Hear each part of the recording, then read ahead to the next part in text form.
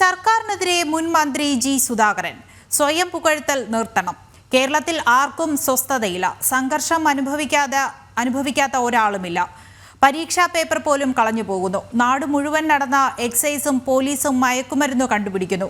അതിൽ ആർക്കും പ്രശ്നമില്ലെന്നും അദ്ദേഹം പറഞ്ഞു. ആരോഗ്യ വകുപ്പിനെതിരെയും വ്യവസായ വകുപ്പിനെതിരെയും അദ്ദേഹം ആരോപണം ഉന്നയിച്ചു. ആരോഗ്യ മേഖലയിൽ നമ്പർ 1 എന്ന് പറഞ്ഞ് നടന്നിട്ട് കാര്യമില്ലെന്നും അദ്ദേഹം പരിഹസിച്ചു. ഒരൊറ്റ വ്യക്തി ഇന്ന് കേരളത്തിലില്ല. ആർക്കും സ്വസ്ഥതയില്ല. നാളെ എന്ത് വരുമെന്ന് ആർക്കും അറിയില്ല. പരീക്ഷകളെ പറ്റി വ്യക്തതയില്ല. എപ്പോഴാണ് ചോദ്യ പേപ്പർ കാണാതെ പോകുന്നതെന്ന് ആർക്കും അറിയില്ല.